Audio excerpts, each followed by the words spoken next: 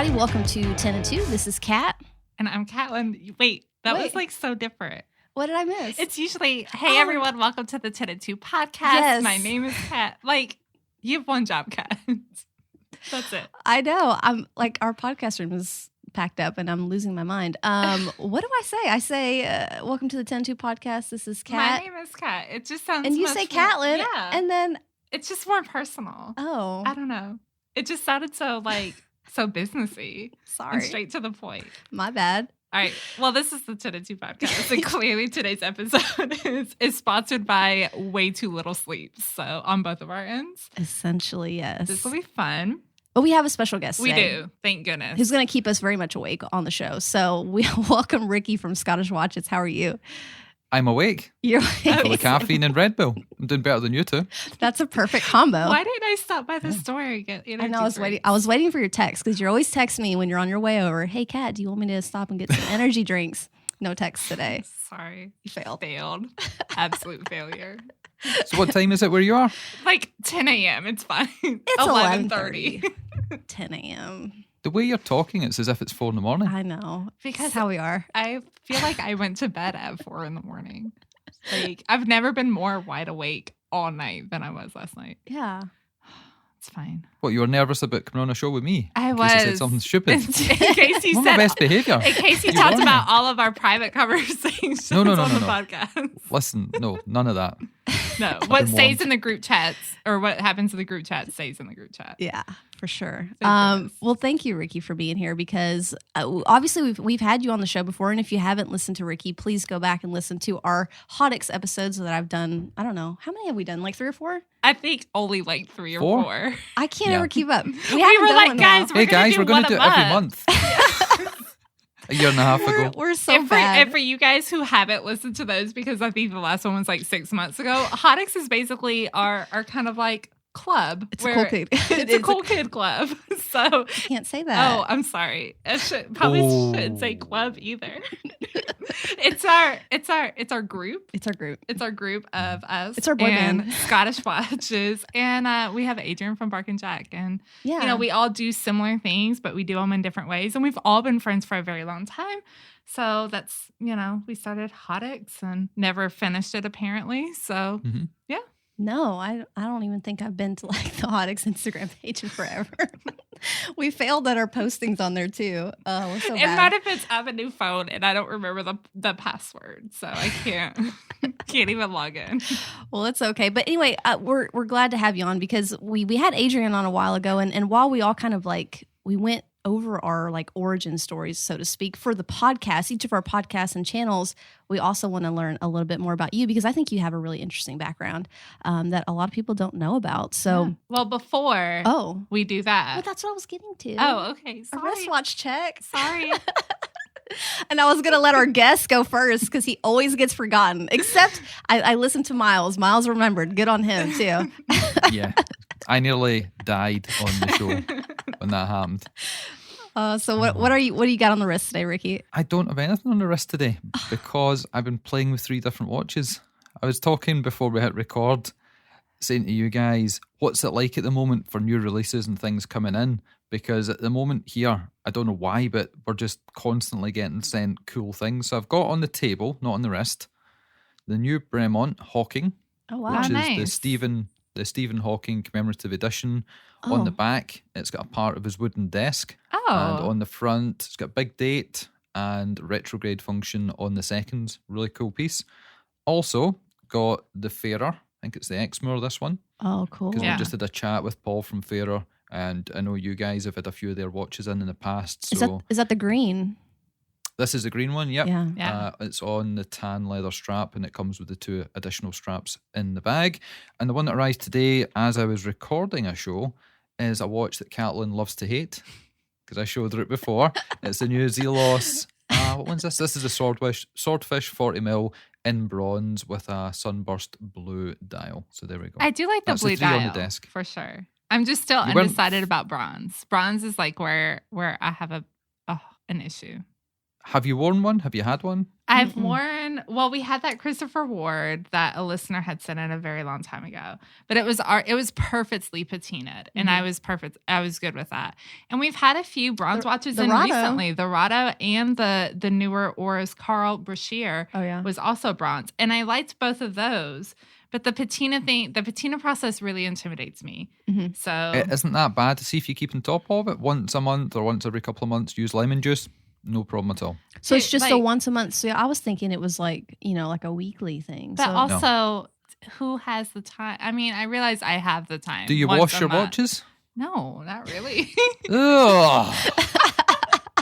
I complain about it. I watch them at work sometimes. Like if I notice that they need to be washed, or if I've done something, like it's been cold here, so I haven't been like outside sweating in my watches. But if I was outside sweating in them, I don't wash them either. Like I rinse them off, like if I'm washing my hands. Cat and I are dirty people, apparently. all the what is it called? The stories. Wrist The cheese. cheese. Wrist cheese. The funk. The And stories, I Catlin. I know. I complain about people not washing their. But also, I work on all my own watches. Like if I was having somebody work on my watch, I would wash it first. Do you feel self-conscious? Yeah, because it's funky. Like the fact that I haven't caught some weird disease, the worst is like changing old rusted out spring bars and like they're not coming out. And so like you dig into the tool so hard, like it skips and stabs you in the finger. Like I've had to pull a spring bar tool out of a finger before. What's the shot you have to get? I really should get a tetanus shot. The last time it happened, I did go get a tetanus shot because I had to pull the spray bar fork out of my thumb, and there was so much grossness all over the place. Oh my gosh.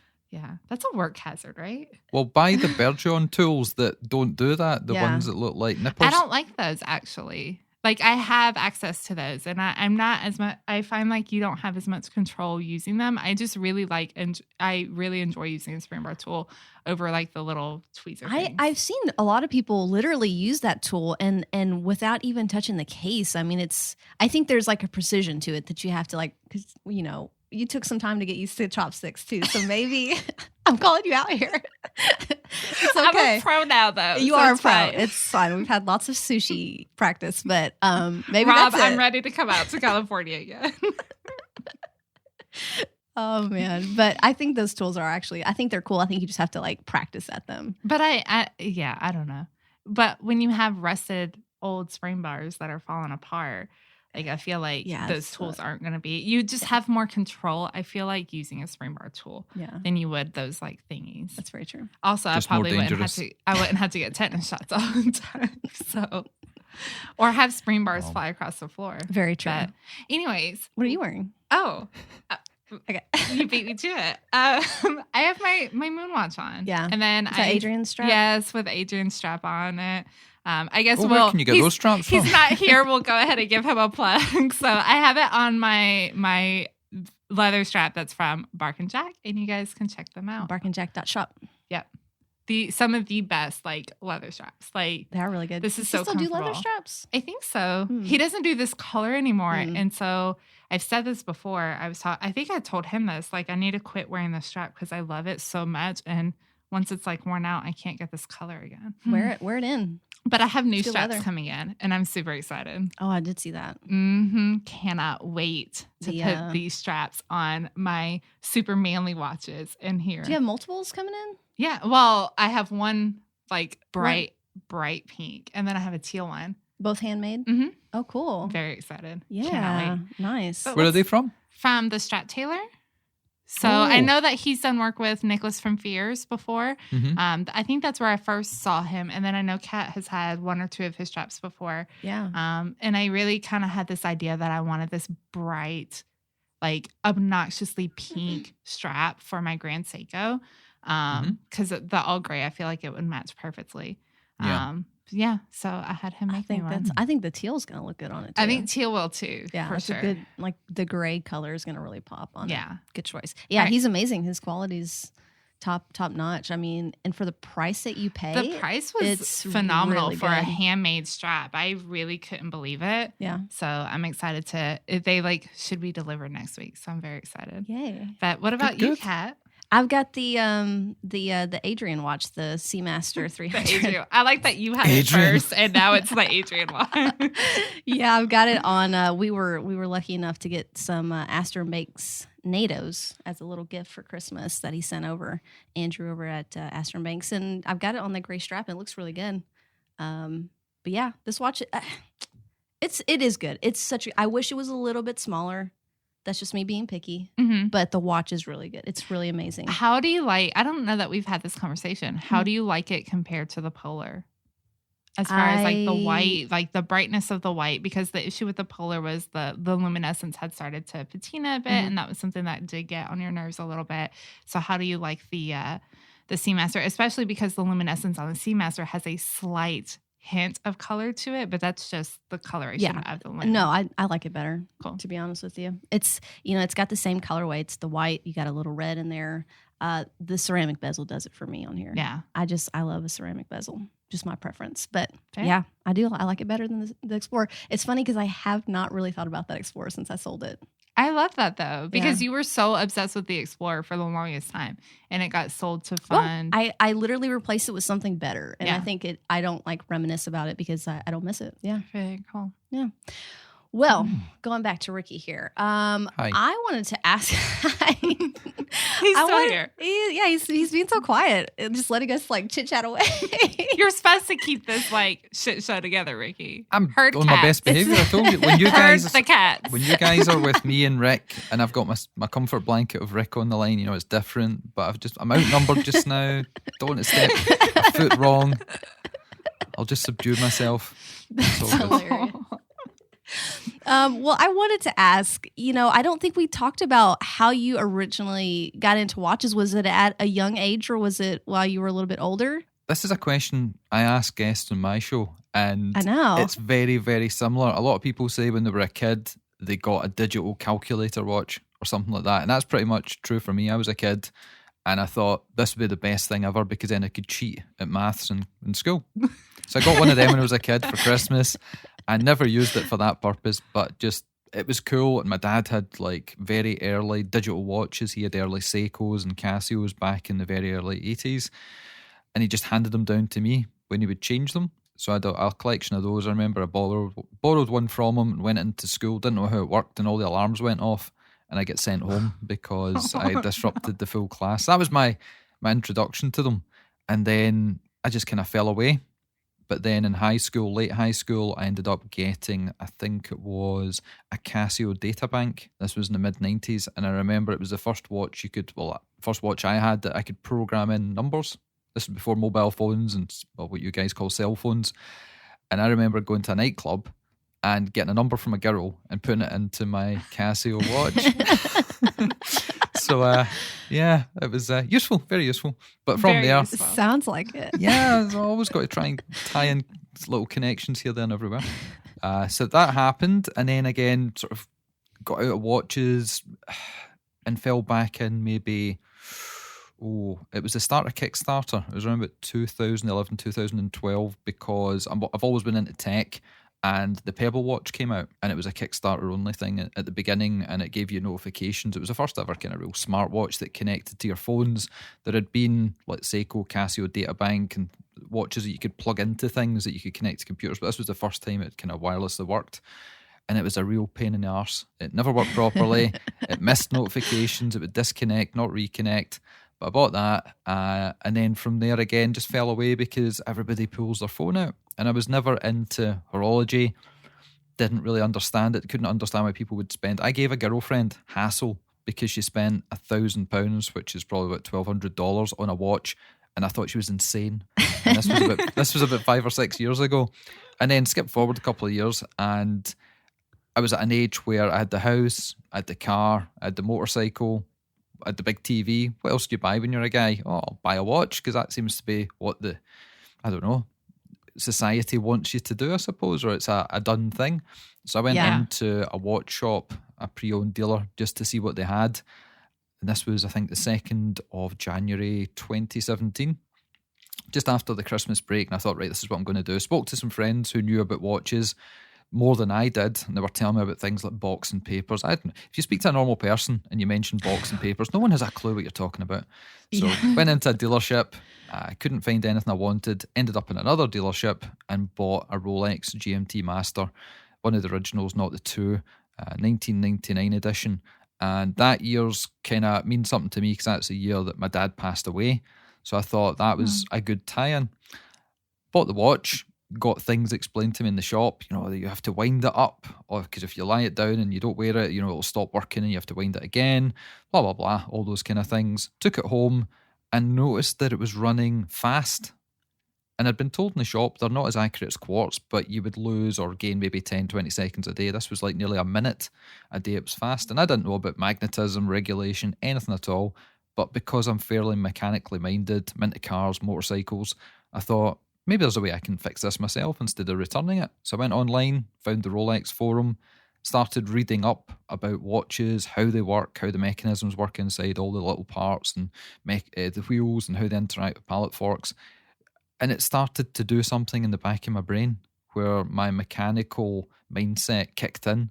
And I thought, oh, this is quite interesting. I'm quite keen to find out more. But it turned out I couldn't fix it myself. And I thought, I'm a little bit soiled with this watch. Don't really have the faith and the confidence in it. So I'll return it within 7 days and get all my money back. Did that. But in the meantime, I was online looking for a replacement. I didn't want to just get my money back and say I tried that and it didn't work. I wanted to carry on and get something better. And as we talk about all the time, when you look at a watch that's, say, $5,000, and then after you've got that, you look at a watch that's $6,000, that's not expensive at all. $10,000, that's not too bad. So I went from spending around about $5,000 to $7,000 because that's only two, add on. And you're only adding $2,000 more dollars. Yeah, it's fine. You've already made the grunt of the purchase. Exactly. So. You're already invested. I got you. Yeah, thanks. You're my girl. So that happened. Returned the first watch, got my money back. There was no hassles at all. It was a dealership in Glasgow, quite a big one. And the second one I bought was through YouTube. There was a guy on YouTube doing watch stuff, David Khalil, and his videos were really good, educational, and I'd used them to learn about how this Rolex wasn't working properly. So I had built up confidence in him, maybe misplaced after the Horology House scandal of last year, but I felt confident. I went online, did all my research, my due diligence. I checked Companies House here in the UK, how long's this company been going, looked at its financial statements, and then I bought the watch through eBay, through PayPal. So I was covered all ways, and that watch was the GMT Master 2 LN, 2012 edition, and I liked it. But in between times, I had been calling around dealers before I'd settled on that one, and I'd asked, can I buy a new one? Because $6,000 or $7,000 versus $8,000 or $9,000 for a brand new one, that's fine. That's not that much more expensive, is it, Caitlin? Yeah. Go for it. No. So I'd phoned around and nobody had them in stock. Again, this is 2017, and even back then it was difficult to get a hold of stainless steel sport model Rolexes. But by accident, I ended up on the waiting list for a Batman because while I was on the phone to one dealership, I said, what's the chances of getting the BLNR? And they said, it's around about a year's waiting list at the moment, and I said, don't worry about it, it's absolutely fine. So imagine my surprise just a couple of months later when my phone rings and it's that dealer saying, your Batman's in, do you want to come and get it?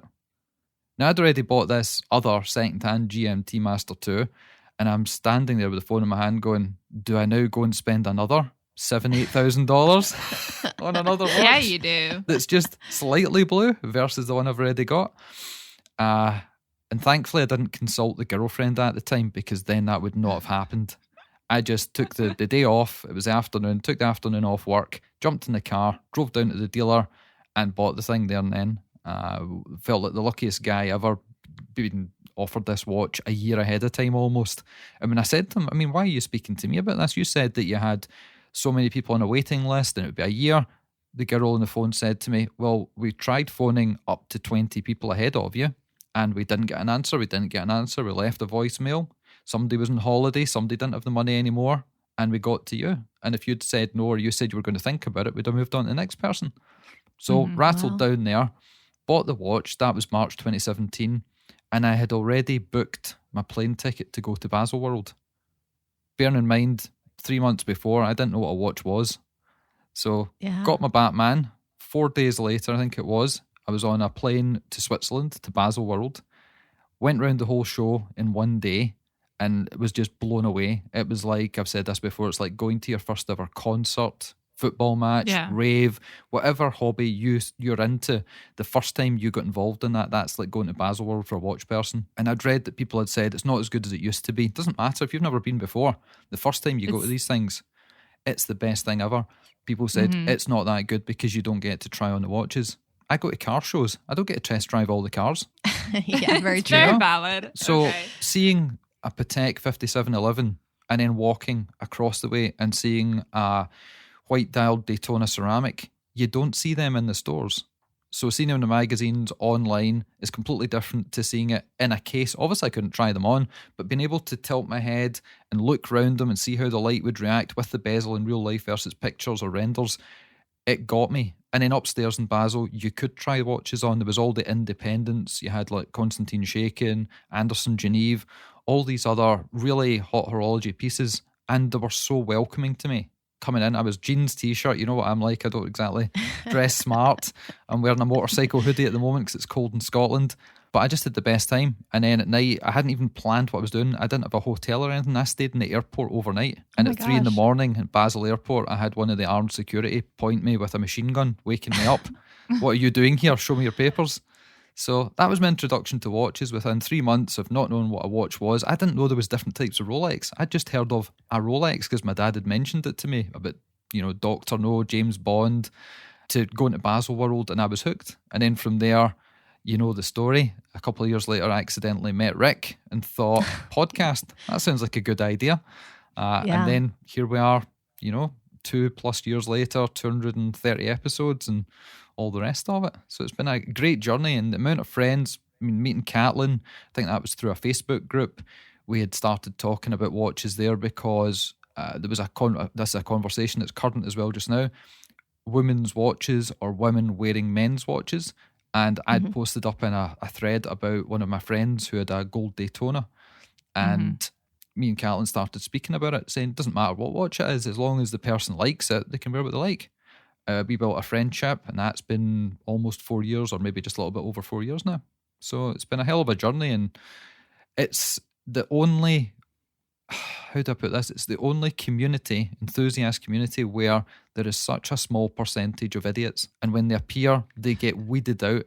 I said to Dave on one of our shows recently, the watch community has got a very good immune system. It gets rid of the idiots fairly quickly, and they just leave of their own accord, versus the music scene or the modified and performance car scene. There's always hangers-on and show-offs. They seem to kind of just disappear. Somebody might appear with a really expensive watch. Yeah, we've seen it before, and we move on. So I absolutely love the community and the way things have gone, especially over the last year with COVID. The amount of friends we've made that we didn't know before. A couple of days ago, I was speaking to someone in Kuwait. Earlier today, I was speaking to someone in Dubai because I found a watch in Dubai that I want to buy. So it's just fantastic. Absolutely love it. Yeah.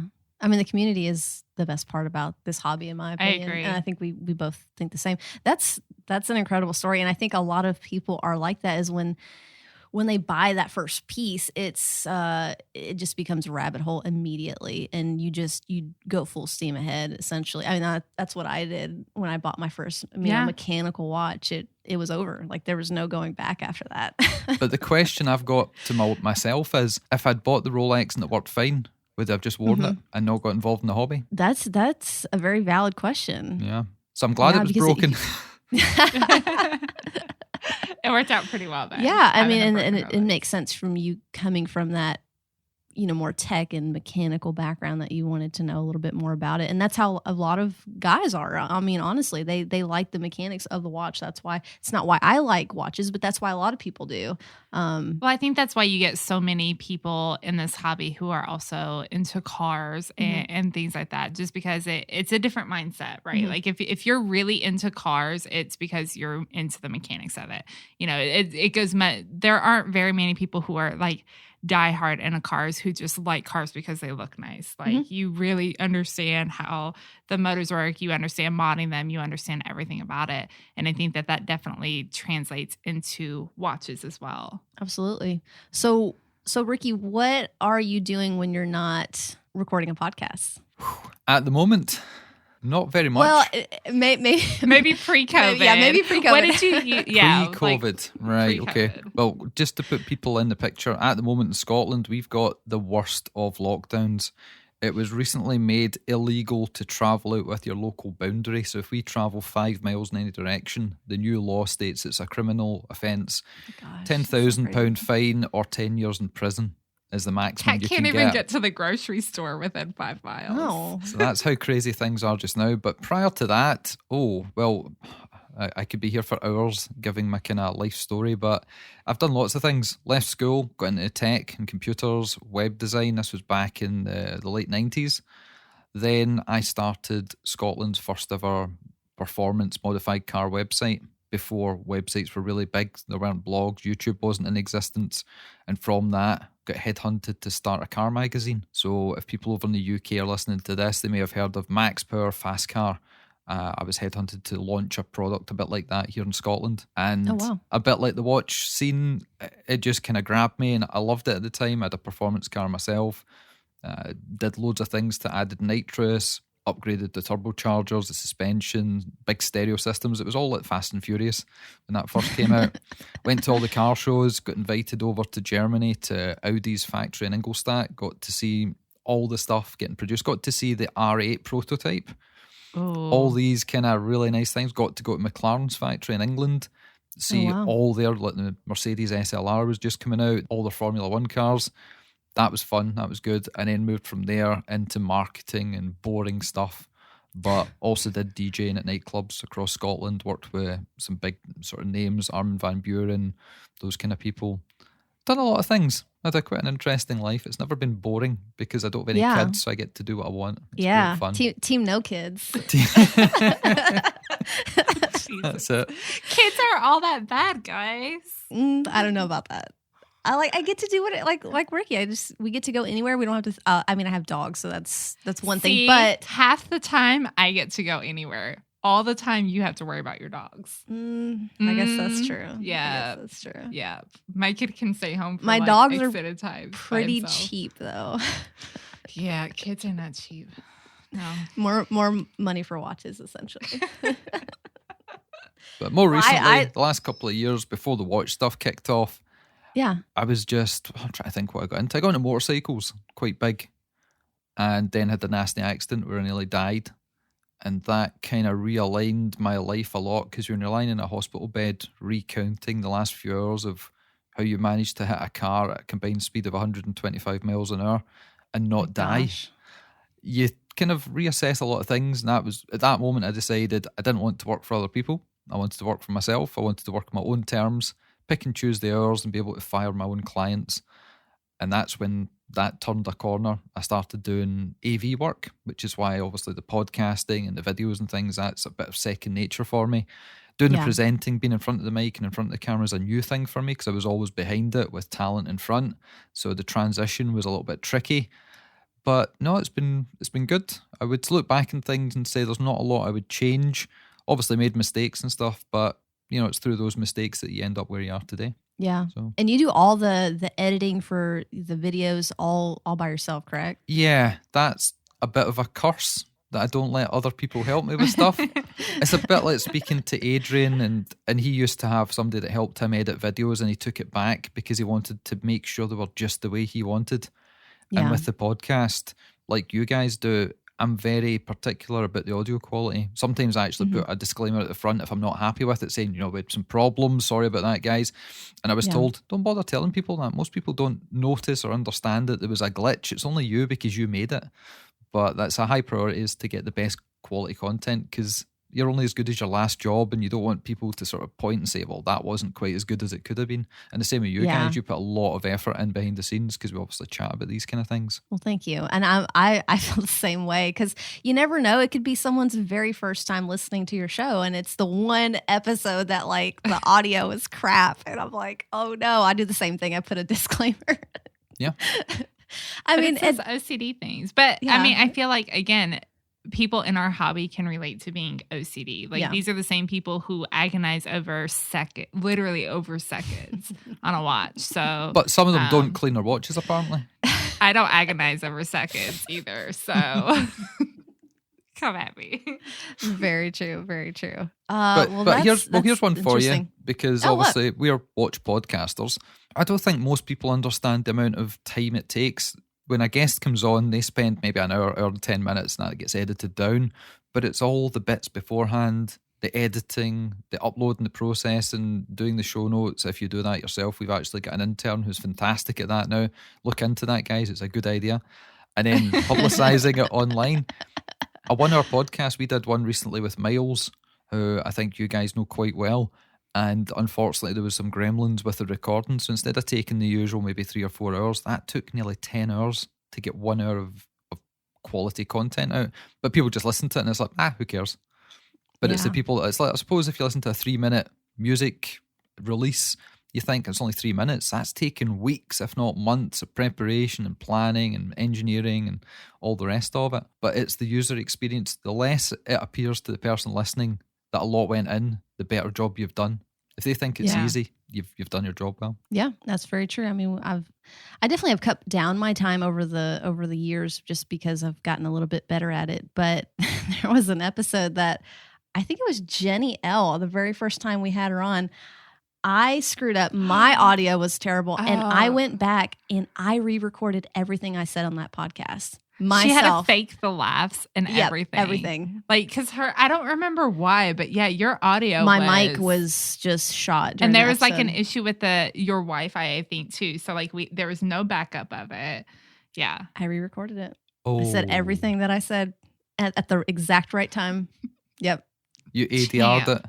I did some, me and Rick did something similar to that. We've only, touch wood, we've only messed up a handful of times, maybe 3 in total. And the first time I messed up was Caitlin's fault. Because she said... I've gotten better, y'all. No, what it wasn't, happened? no, What it wasn't happened? you. I'm talking about me. It's your fault because you were my enabler to buy an Apollo 8. And I went and bought an Apollo 8 and came back, and I was so hyped up about buying a new watch. This was the day after SIHH 2019. So the podcast had been going, Scottish Watches podcast, only been going for 2 weeks. And I came back from SIHH, got the call from the AD saying that your Apollo 8 Speedmaster's in. It was only the second one in the country. And I immediately drove over with no sleep, bought it, came back, and me and Rick were recording a podcast. And as you know, because you're watching through Google Hangouts, or whatever it is just now, I use a separate audio recorder. It's not connected to the PC. So on the back of it, there's a button you press to hit record, and you press it again to stop. And because I was so hyped up and hadn't slept, I pressed to record and double pressed it, and then recorded 5 seconds of a podcast. So that was my first mistake. And then other ones are sometimes we've had the wrong mic set. So instead of speaking into this side of it, we should have been speaking on the other side. But, you know, these things happen. And there's been times where I've wanted to put something into a podcast after the fact, and I've recorded my bit, and I've taken Rick's ums and ahs and groans and just dropped them in sporadically. So it sounds like he's actually on that part of the call.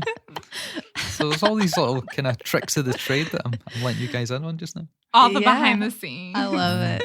It's all Caitlin's fault. I love that. I was not expecting that part to be my fault, but I am willing to enable anybody to spend their own money on watches. I like spending other people's money for sure. A month ago there, I decided to get rid of some Bitcoins because Bitcoin's quite a good thing at the moment compared to a year ago when it was horrible. And me and you were on the phone going through a list of options of how we could spend my money. We were on the phone for like 2 hours. Yeah. It was amazing. I love, I have a friend who will, I don't know if he wants me to like put him on blast, so I won't say his Instagram handle, but like he DMs me and he's like, hey, like this much money, what should I buy? And it's my favorite thing. Yeah. Like the watch shopping, I'm just like, fuck yes. Like give me a budget. Tell me kind of what you're looking for. Also, and he usually has a crazy budget too at the same time. It's so fun. Right. His budget is never like, I feel like the least not is $2,000 like under like 5,000. Like I think most recently we were looking for like sub alternatives. Yeah. And so like I try to keep it like around like 10, but also he bought like a freak because like I said, you should buy this watch. Right. And I'm like, when he sent me a picture of it, I was like, he's very influenced. I'm fine influencing it. Totally fine with it. So. Love it. Oh man, but That's it's so much fun, and I think it's kind of one of the things in that makes us, again, like what you've said, and we've said it 1,000 times, is it's the community around this hobby. Like I'll admit I've not been overly into like anything like I am into watches. So like where you have like internet communities, things like that. I've never been overly into stuff, but being able to have the community in watches that we have, I absolutely love it. I love chatting to random people all over the world. Like you and I, Rikki, we've been friends for years because of this whole thing. Kat and I we grew up down the road from each other and would have never known each other. And we went to the same middle school. Yeah. If it were not for this hobby, Yeah. we would have never met each other. And, there's so many people in my life that I'm so thankful for because of this hobby. Well, I've got one for you. What you got? Dave Sharp, also known as Floatlight. He runs Red Bar here in the UK, London, Glasgow, Edinburgh. And more recently, because Rick, my co-host and co-founder, his day job is in logistics and transportation due to what's happened in the UK with the Brexit situation in the EU. He's not been able to do anything with the podcast for almost 3 months because everything is just bedlam over here. You wouldn't believe it. So Dave Sharp has come on and has basically filled in the role and helped us out dramatically. But it turned out, right at the beginning of Scottish Watches, we brought Dave on for an episode because we'd heard about him and me and Rick had met through Red Bar. And he met us and we recorded a show. And just something in the back of my head was kind of playing as if this is familiar, a bit of deja vu going on here. It turned out afterwards we had a chat and I had interviewed Dave Sharp 15 years before when I was working at that car magazine because he used to be a rally car driver. And me and him had taken our cars and raced them, his rally car and my souped-up MR2 Turbo with nitrous, raced them down what you guys would call the highway, up to like 130, 140 miles per hour. Oh my gosh. He would obviously look completely different, plus 15 years, you're going to age a bit, I've aged a bit, he's aged a bit. But yeah, after not speaking for that amount of time, to meet up again and then suddenly find that we're both into watches. He's obviously massively into watches, he knows everybody and has a great collection. But it's just such a great community. And what you said there's another side to it. In other hobby communities or enthusiast communities, there's competition. Mm-hmm. I've got a better car than you. I'm a better DJ than you. My music's better than yours. In the watch community, no one who's got a 5711 and a Royal Oak and a Daytona, no one looks at them and thinks it's competition. They don't look at someone else and see competition. It's camaraderie. You don't get that anywhere. I've never seen it anywhere else. Yeah, I think that a lot of times there's a big stigma with this hobby, and it's easy to see sometimes when you're in the Facebook groups that we're not, we're not as big of a community as we really are, and we're not as friendly and open to others. But in reality, like I've just started getting into like the photography side and that kind of hobby and the forums, and I can tell you like the watch world is so much different than the photography world. Like you said, Rikki, it's very competitive. It's not as open and friendly as the watch community has been. Yeah, you have your bad seeds. You're going to have them everywhere. But don't let that kind of ruin your experience, because I do think this hobby is different than a lot of other ones for sure. You don't get people saying in this hobby, well, my Patek's far, far better than your AP. You never see people post that, but you'll see people saying, my Sony's better than your Pentax or your Panasonic's not as good as my Nikon or whatever else. Yeah, exactly. Yep. But I think that is one of the really neat things about this hobby. And we see so much of this hobby on Instagram, like, let's be honest. And even through like the Watch Club meetups and Red Bar back in the day when we used to be able to do that we know from our experience, like there's been Seiko watches that get more attention at a Watch Club meetup than anybody's Patek, AP, whatever. Mm-hmm. And like what you were saying before, like you get the guy who comes into the scene and he's like, oh, look at my Royal Oak or whatever. And we're like, yeah, we've seen that. Like, it's not that special in the grand scheme of things. It is. Yeah. Like, yes, we understand there's a value to it and whatever, but there's so many people who don't use this as a flashy way of showing off wealth. And that's what I love, because when I did get into this hobby, that was my concern. I didn't grow up this way. I flashy I always thought, people who bought Rolexes, people who bought expensive watches were elitists and douchebags. Yeah, to just be fair. And I could never imagine spending, $300 on a watch, much less $3,000 or, $8,000, whatever you spend on a watch. But I love that when you look at the Instagram scene, when you look in the Facebook can be hit and miss, but that's Facebook in general. So I try not to go there anymore. But in forums and watch club meetups, you get the guys with, I love the community behind G-Shocks. I love that people who have, $40,000 watches still have a $30, G-Shock or $100 G-Shock sitting around at a drawer somewhere. Absolutely. I think it's very cool how inclusive the community is. Totally. And I absolutely love that. Well, and speaking of the community, Rikki, I know you've been really involved with Clubhouse. It's a new app. I'm sure most of our listeners have heard about it by now. It's been pretty popular over the last, I think, creeping up over like 2 months, especially this last month. It really has been. But you've been pretty active on it. And for those listeners that don't realize, Rikki's on there and a lot of the other Scottish Watches hosts. I don't know if Rick is on there. I don't think I've seen him. I think I saw him pop on there. Okay. No, he went and registered the Scottish Watch's name and then proceeded to not use it. So I'm registered as Scottish Watch because there's only one watch in Scotland. Oh, he stole the username. Stole Shame on you. He wanted to grab it before somebody else got it. Well, I know Floatlight's on there, and you guys have been doing a great job. How have the conversations been going there? To be honest, you are giving me more credit than is due because I've only really done one or two things on it. We're about to do one in less than 2 hours' time. We're going to record our first live podcast on Clubhouse, and people had been messaging me saying, you can't do that, it's illegal, it's against the terms of service. Well, I read the terms of service, and as long as all the speakers give you written permission, you're allowed to do that.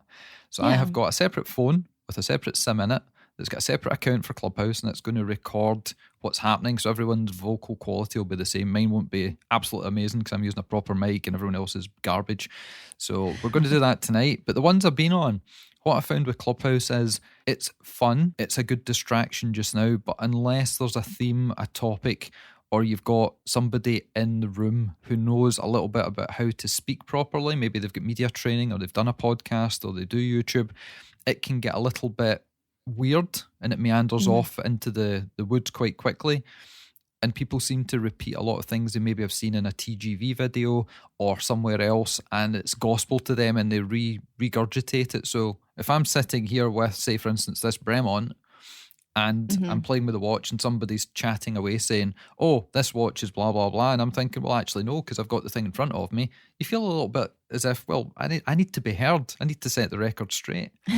So it's a little bit tricky that way. It's a great idea. And listen, the way things are across the world just now, it's good to have distractions. It's fun.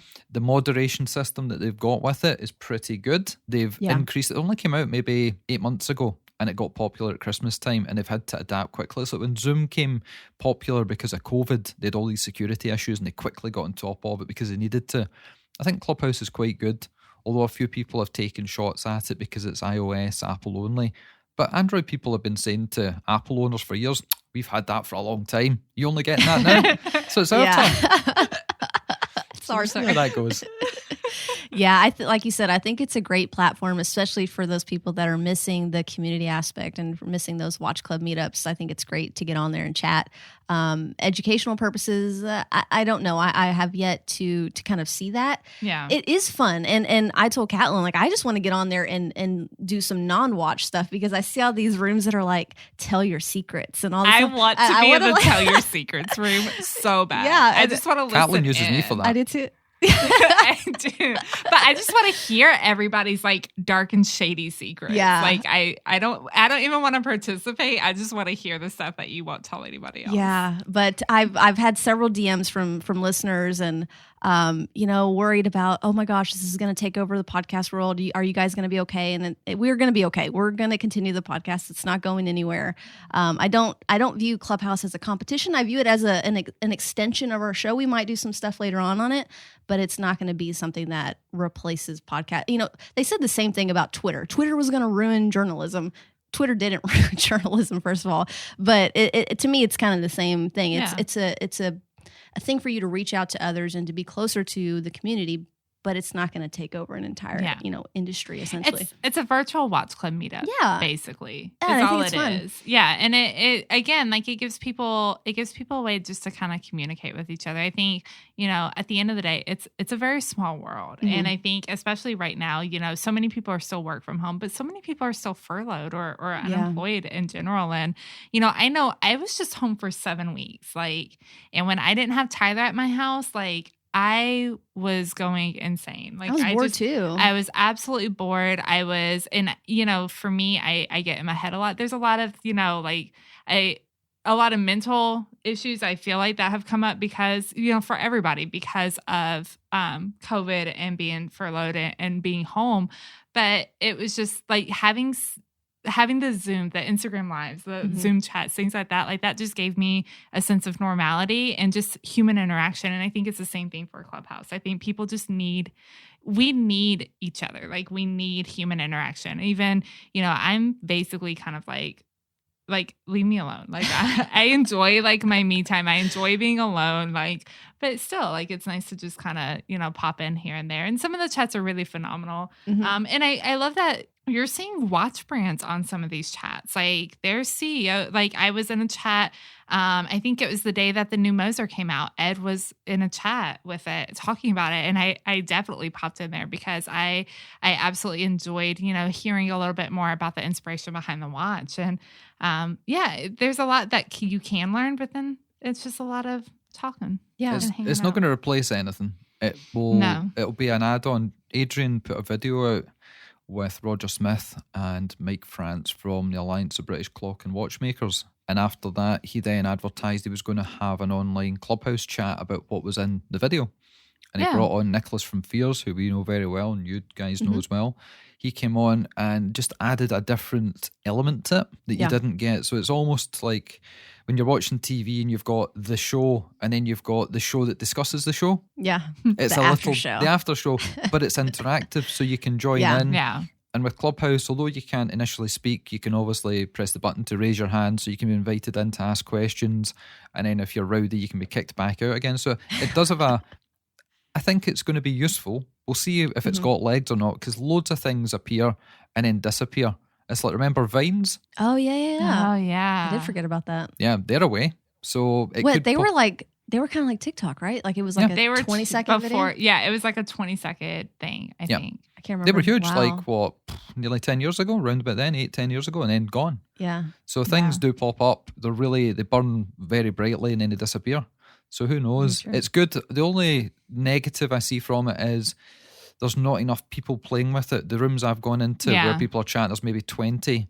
And if someone's droning on with a really monotonous voice and it's unedited, unscripted, they're umming and their way through it, you see people join and leave very quickly. That's true. A one I did recently with Adrian, Spanish Rob, and a couple I think the Watch did too was in. We just started speaking about things, and Spanish Rob has got such a great way with words because he's done YouTube, he's done journalism, he's written for Watch Time magazine.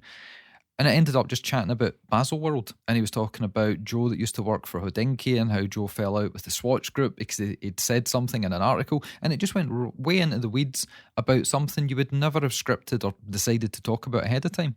And it was a great conversation. And at the end of it, I just felt as if that's the way it should be. If you've got somebody there to guide it, it's going to be great. Otherwise, it's going to be a phone-in party line from the 1990s where everyone's just talking crap, All the gossip, all the tea. All the tea. I'm here for it sometimes, though. And I saw that there was a group called Spill the Tea. And I'm just like, but the problem that I have with it is there's no setting to hide notifications for when you join a certain chat. So if you follow me and I join a chat, you get a notification that says all the shady chats. Caitlin Schmidt joined this chat. And yeah, like I stick with watches, but like if they ever hide that setting, because I want to have like, it's like trash TV. Like I watch reality TV. But you don't want everyone I don't want everybody to know. I watch reality TV late at night, like in the dark, like, curtains drawn, because I don't want people to know that I watch trash reality TV, The Real Housewives, whatever. It's like my escape from like the BS of my life. So yeah, I want to hop into these groups, but I don't need everybody getting an alert. This is what you do. You get yourself a cheap iPhone with a separate SIM plan, different account with a different name, and you just slither in. Literally gotta buy a new phone just for. Okay, well let's hop back into watches, because you said earlier that you found a watch that you want to buy. Oh yeah. And you have this new money that you got into from Bitcoin, because we had this long conversation about options. Okay, I have a question about Bitcoin, because I'm just like stupid about it. Can you use Bitcoin for anything right now? Like any purchase? No. The way that I did it was back in 2017 when it got big, and I jumped on just before it peaked, but then it dropped a lot. And instead of cashing out and losing money, I decided just to hold on to it, because I'd written the money off anyway. Only invest what you can afford to lose is what everyone says, and that's what I did. And it was doing badly, and then it did really badly when COVID started, and then it shot way up, and I thought, I've done enough. I've made enough out of this. I'll just exit right now. So the way I did it was I just sold those Bitcoins to other people for cash, and then transferred that across, put it through the business account, yada, yada. Because unfortunately, you do have to pay taxes on these things, capital gains and whatnot. But as soon as that happened, it's January, we're in lockdown, it's snowing in Scotland, there's nowhere to go, there's nothing to spend your money on. I was looking at a new car, and then I thought, I can't drive it because I'll get stopped by the authorities saying, where are you going? And then I'll get fined and maybe put in jail. So no. And then obviously watches, because last year, the businesses that I deal in, because Scottish Watches, as much as it is a bit of a business, it's not a full-time business, it's more a hobby still. And I've got loads of things. I was doing weddings, I was doing music events, videography, working for gyms, sports clubs. All those things died off with COVID, as everybody knows, across the planet. So I had to cut down because my income was cut down. And then when I obviously got this kick with a bit of cash at the start of the year, I was looking around, spoke to Caitlin about things, and I put my name down on every waiting list I could find for everything that I liked. Nobody's phoned yet, but today I got a weird message on Facebook from a person I don't know with a name that may be fake, with no profile picture. Is it your Nigerian prince? Did he find a whole bunch of money for you? Almost, and all that came through was a link to Chrono 24, and I clicked the link, and it took me to a Zenith Defy Swiss Beats edition, which is the watch that you've been wanting forever that Zenith supposedly never made because there were issues. No, that was the Zenith Inventor. Okay. No, the Swiss Beats is an orange and black ceramic. That's right. And I just love it. It's great. It's limited to 50 pieces. The box it comes in is a record player, because he's a world famous music producer, DJ. Mm-hmm. And when I went to Baselworld in 2019, which is the last ever Basel World, the after party with Zenith, where they were promoting the Inventor, their high frequency party, Swiss Beats was there, along with all these other DJs and stuff, and we ended up drunk on their tab on stage with Swiss Beats, and Julian, the CEO of Zenith, Spanish Rob, and all these other folks.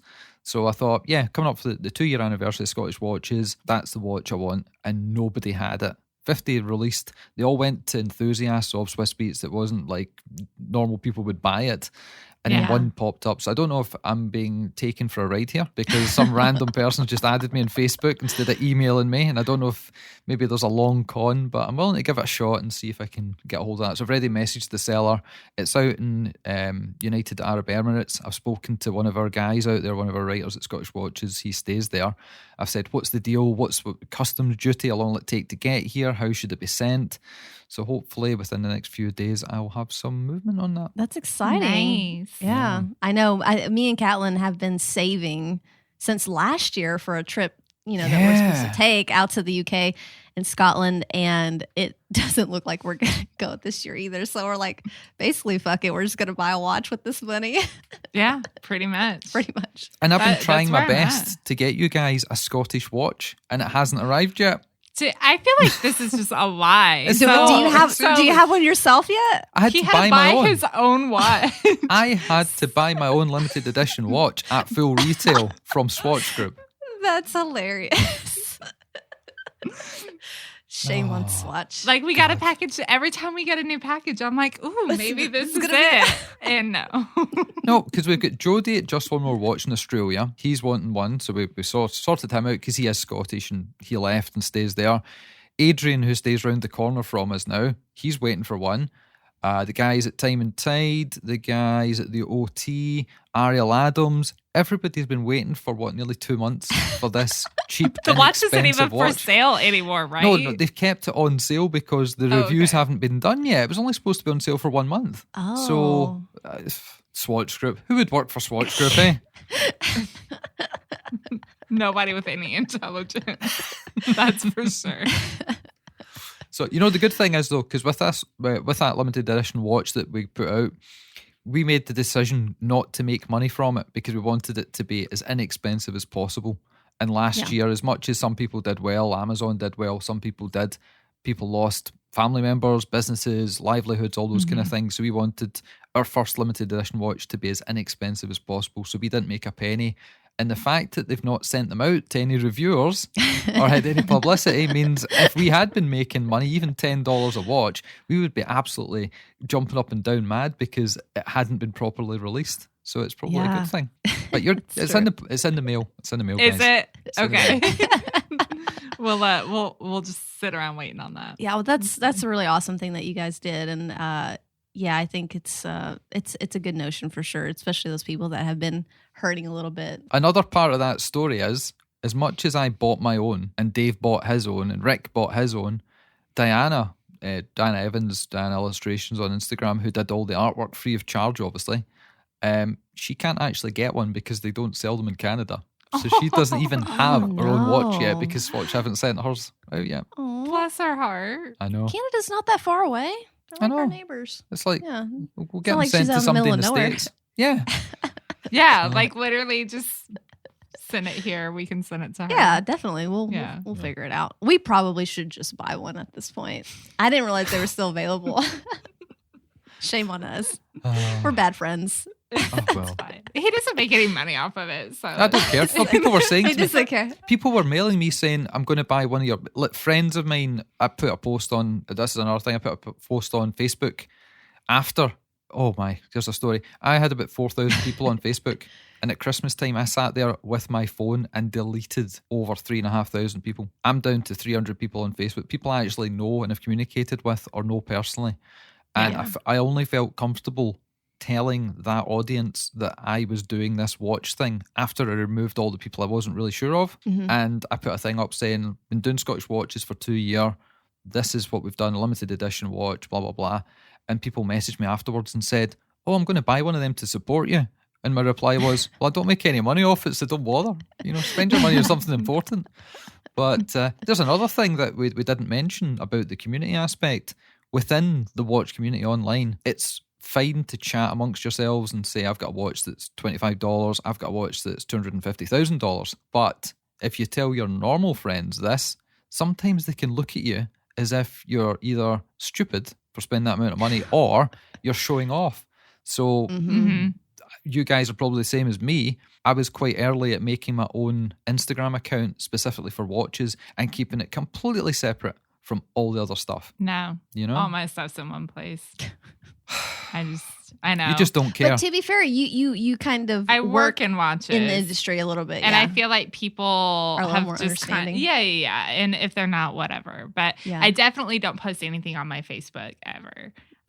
Because I do feel like, and I'll have occasionally, I'll have some friend from high school or somebody who, I haven't spoken to in 10 years who pops up and like, how many watches do you have? And I'm like, I don't like that because I do like, because of how I grew up, I'm very concerned about staying humble. Like I will always be incredibly humble, like no matter what, especially in this industry. And I know like from the outside, it looks like I'm being pretentious and bragging and whatever else. And like, it's not. Like, first of all, it's just what I enjoy taking pictures of. Most of the watches I post, half of them aren't even mine. So it's just, I don't know. I worry about things like that. I do too. Yeah. It's so because weird. you do have a separate. I do have a separate because honestly, it was mostly like family members even that were kind of shady towards me as far as like posting. And it's so odd because they'll get on to me about like, oh my gosh, you spent $4,000 on a watch when they have 2 trucks that are probably $60,000 in their driveway. Mhm. I'm like, that's your toy. This is my toy. Yeah. Like, leave me alone. Exactly. We all have that thing we spend money on. Yeah. And just because my thing is different from your thing doesn't mean like either of us I don't understand people who spend $4,000 on a handbag. I just don't get it. Like shoes, yeah, or shoes. I mean, I don't understand it. I don't understand spending a whole bunch of money on a car. I mean, I do, I guess, more for a car, but I'm very practical, so I have like my mom car hanging out outside.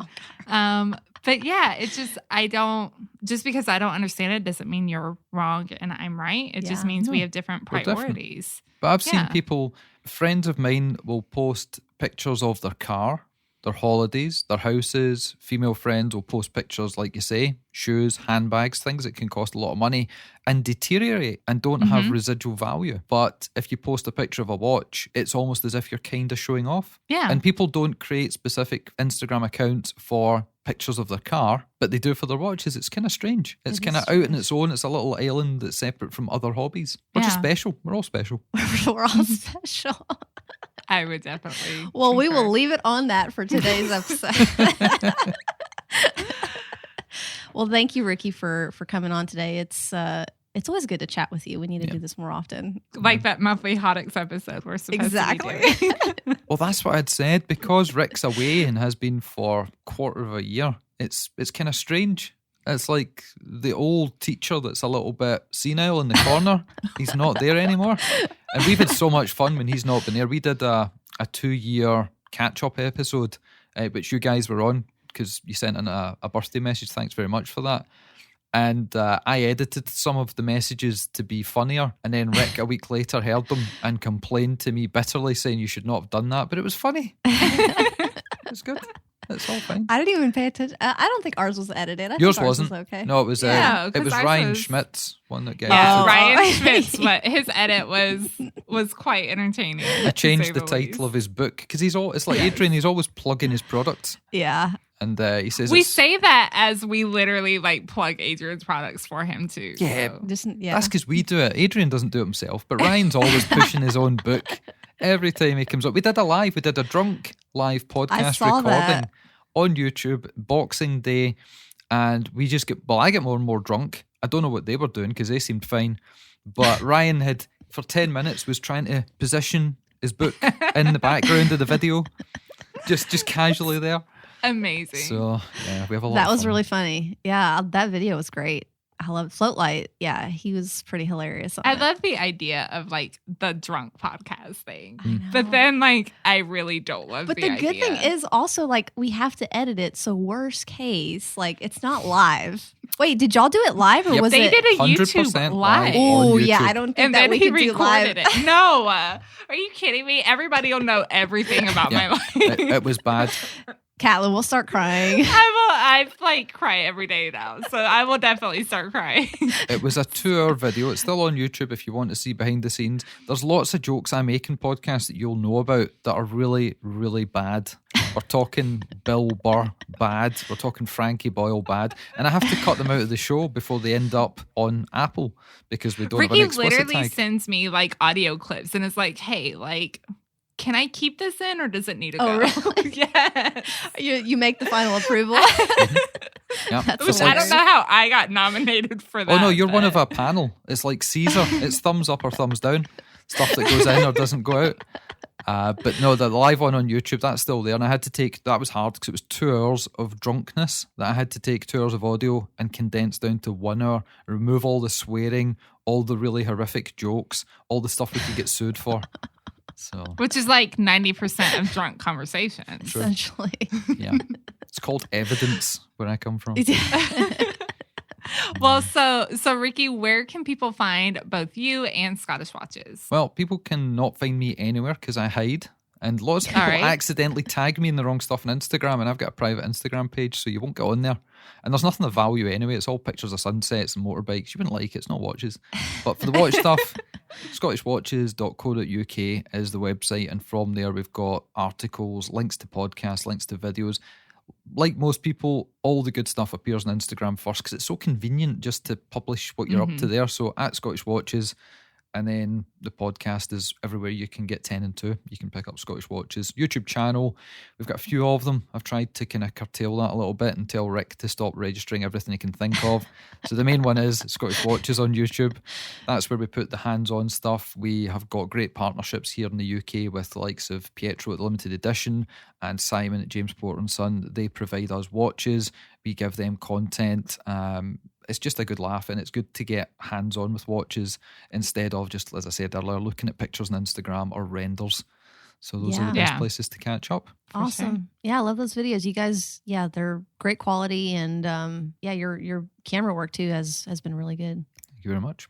I think it's all interesting watches too. Oh yeah, they're beautiful watches. But like, I don't know how you do this. It's like CGI. They're like little floating things in the video. The plug-in at the start. Yeah, I mean, and you do it when you do like your cuts for Instagram too. And I'm always like, that is so cool. You don't have to tell me how. Well, I'll tell you a secret. What's that? The reason I do that, and I've not told anyone else that, the reason I've got the floating dust particles in the intro is because every watch we get has got dust somewhere.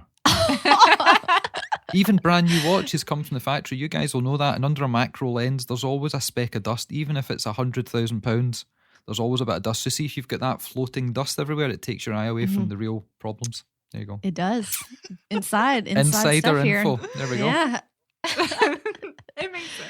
All righty. Well, Catlin, you want to take us out? Yeah, sure. I guess everybody can head over to, first of all, be sure to follow Scottish Watches, subscribe to their podcast because it is quite entertaining and informational from time to time. So that's a stretch. Depends on what's going on. You're being too kind, madam. Yeah, we have to pretend like each other. I know. And then be sure to follow us along on Instagram, Facebook, and Twitter at 10 and 2 Media. And then head over to our website. We'll have some pictures and some notes from today's episode and all of our past episodes as well. And that's www.tennand2.com. And I think with that, we're done. Bye, everybody. Bye, y'all. Bye.